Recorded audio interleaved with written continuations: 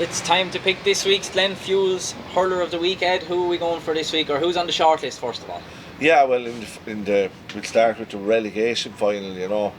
It was a very very good game. And the standout performers for me in that were John Lacey and Jared Dempsey on the Glenbarntown team, and AJ Redmond and Rory Higgins were really good for Rathnewer. And if we move on down to the intermediate doubleheader on Saturday, the first game between Clebon and Feather, the standout players. Yeah, I thought Corey Bulger, particularly in the second half, was very good, and Derek Keogh was outstanding full back, and of course Keane Byrne for Feather got some wonderful points, and Owen Whelan full back was really good. And then the second game, Timon and St James.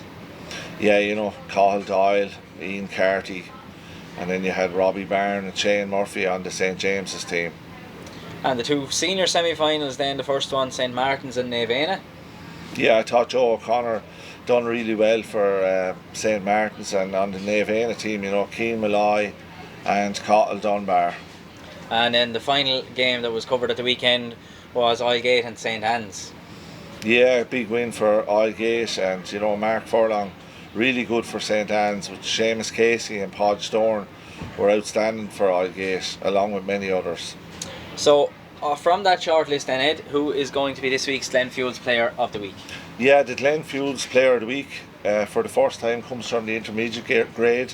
Cahill Doyle, 10 points from play, 6 from frees. What a performance. And former Wexford hurler said he hasn't seen a better display since Hopper McGrath was in his heyday. Need I say any more? And them 10 points he scored were of the highest quality. None of them were easy, and a magnificent hurler and a great movement, like Screeney from Offaly. And I'd just like to congratulate Cahill on winning the Player of the Week.